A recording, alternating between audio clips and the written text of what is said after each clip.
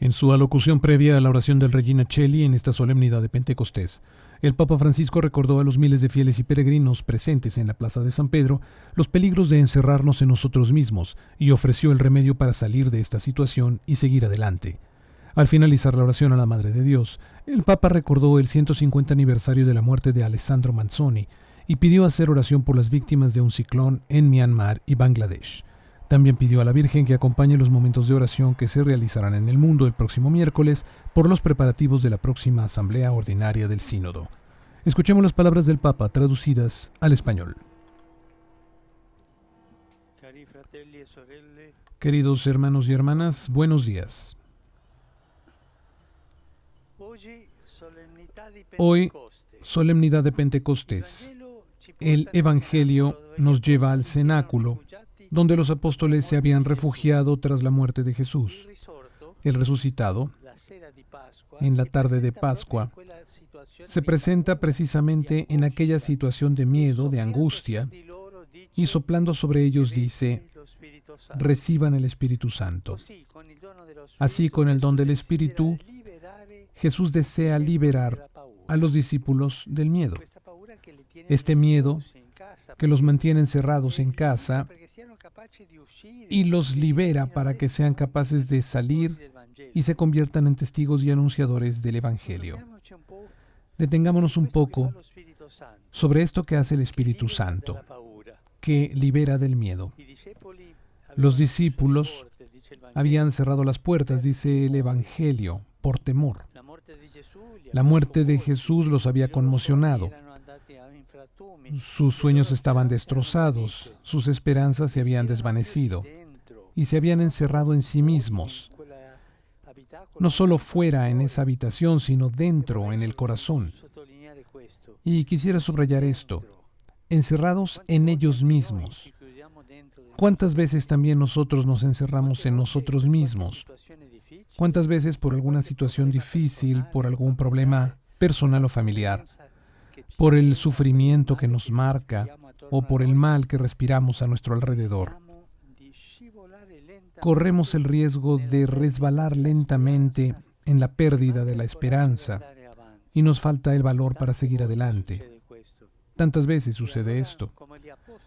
Y entonces, como los apóstoles, nos encerramos en nosotros mismos, atrincherándonos en el laberinto de las preocupaciones. Hermanos y hermanas, este encerrarnos en nosotros mismos sucede cuando, en las situaciones más difíciles, permitimos que el miedo tome el control y haga resonar su gran voz dentro de nosotros. Cuando entra el miedo, nosotros nos encerramos. La causa entonces es el miedo.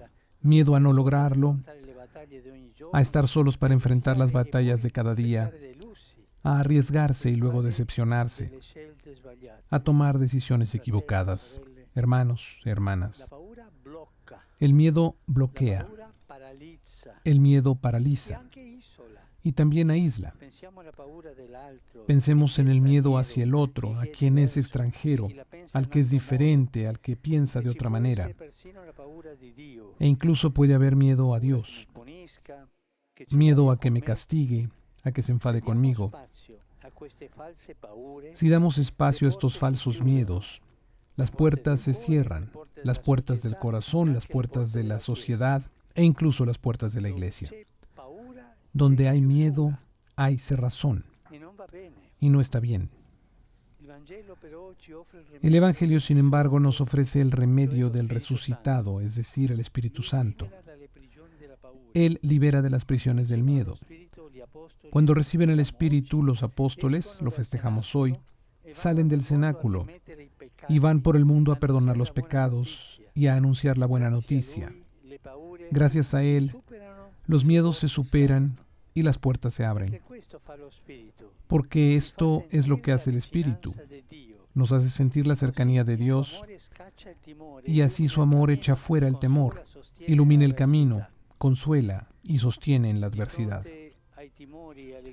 Ante los temores y las cerrazones, entonces, invoquemos al Espíritu Santo para nosotros, para la Iglesia, para el mundo entero, para que un nuevo Pentecostés eche fuera los miedos que nos asaltan, eche fuera los miedos que nos asaltan y reavive el fuego del amor de Dios. Que María Santísima, que fue la primera en ser colmada por el Espíritu Santo, interceda por nosotros.